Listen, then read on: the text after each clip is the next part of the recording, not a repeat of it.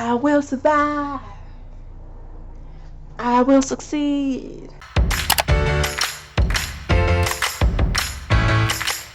Hey my lovelies, and welcome back to Unspoken Words. So this is a series of Filled with Grace, and in this series we talk about how to handle situations, how to go about difficult experiences that we have gone through in our lives or we are currently going through, and just how to come out of that situation, that experience, that circumstance better as gold. Right, so today we're going to be talking about how to succeed. Let's be honest, how many of us really want to succeed in life? Like, we see all those influencers, those celebrities, those people up there, those 1%ers,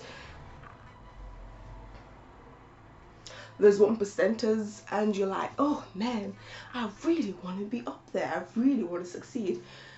Granted, succeeding looks differently for different people, so it may not be money, it may be how many people you touch, how many people you reach in the world or in your community or in life.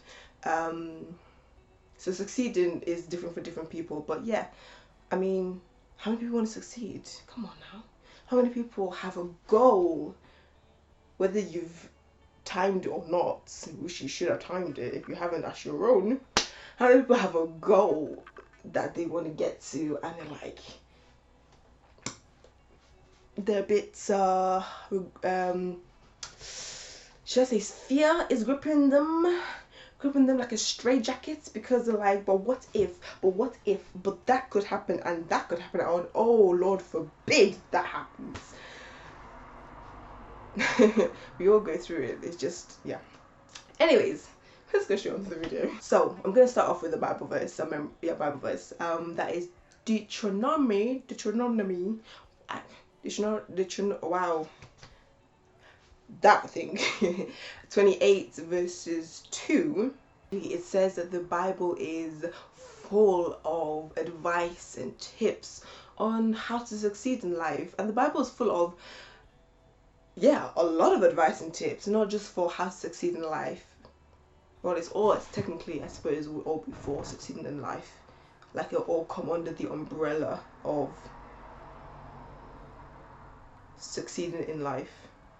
And I think we take it for granted because we view the Bible as some storybook or some ancient history that does not apply to us right now.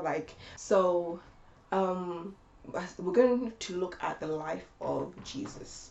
Jesus showed us, or is that perfect example for us on how to live our lives, how to go about situations, and in terms of succeeding, he shows us that in order to succeed in life, in order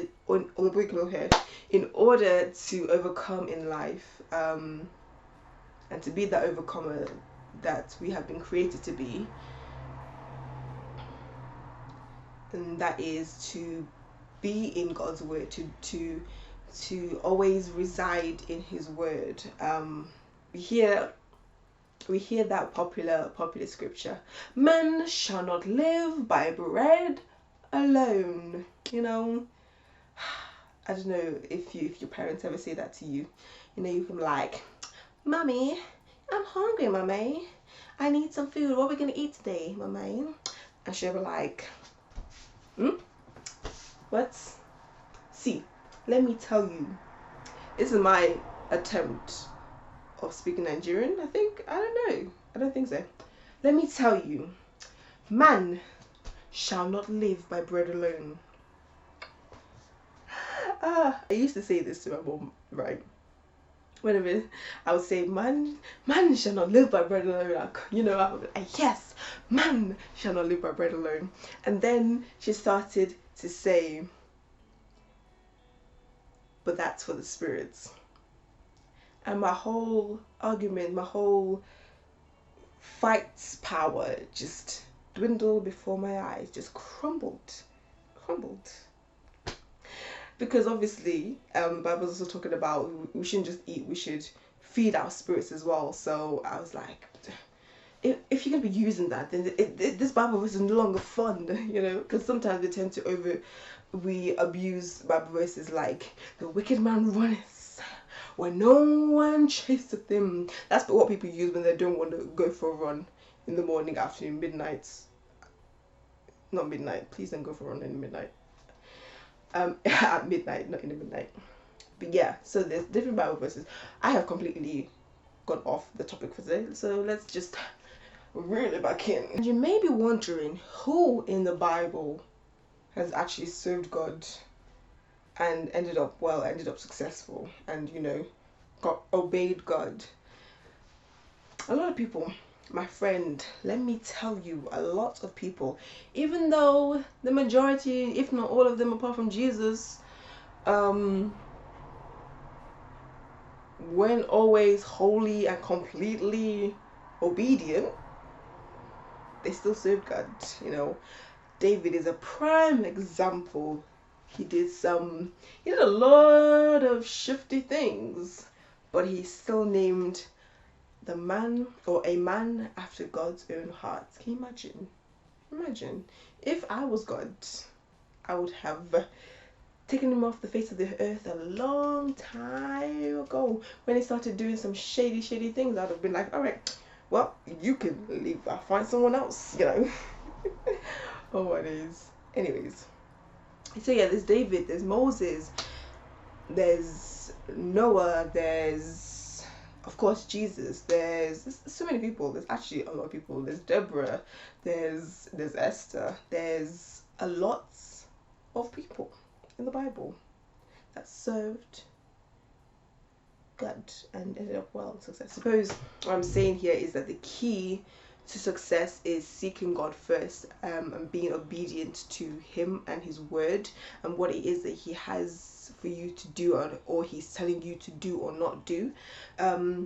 In the Bible, Peter, when he was fishing and didn't catch anything, Jesus came onto his boat. I believe he came to use his boat. Jesus, either way, got onto the boat, and he said to Peter he should cast his nets into the water, but I do believe on the other side of the boat. And even though Peter had been fishing all night, or whatever period of time he was fishing for, and didn't catch anything, he still, after saying, but I've been doing this for a while now. I mean, I should know. You are a carpenter. I am a fisherman. I should know how to catch a fish. But, he still obeyed Jesus and ended up catching abundant amount of fish, because apparently it's not fishes, it's fish for multiple fish anyway. And he was obedient, even though it looked a bit silly, or it just didn't align with what was going on. I wouldn't say align, but it wasn't looking the way that he thought it should have looked. He still obeyed. The funny thing is, Jesus said nets with an S, not net. So meaning, or indicating that it was going to be a lot more than what Peter would have probably even caught in his lifetime, or what he would be expecting to be catching at that particular point.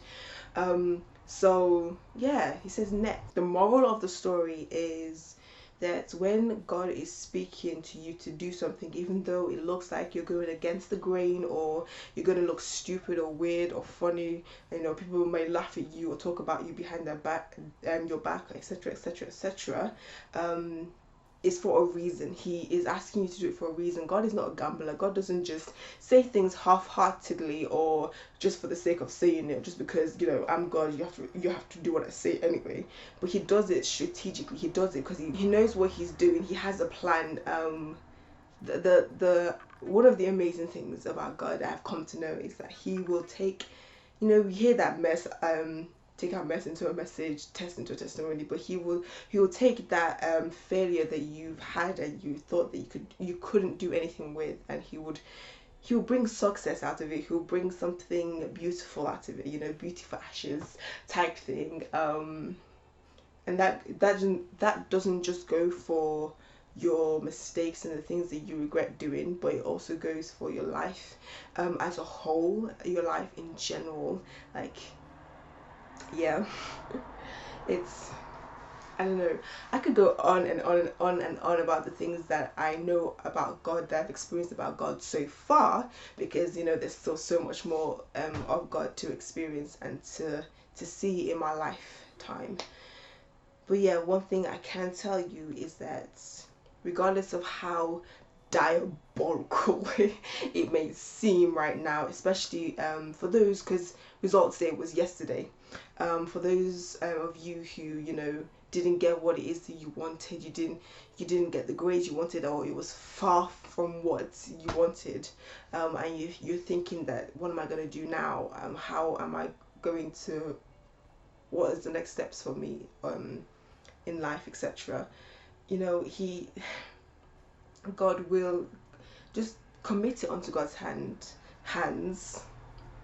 Oh, we'll commit it into God's hands and praise Him, even in the midst of that failure or that regret, and He will come through. He will come through. He's not a God that He should lie, or a son of man that He should repent. I think I said that right.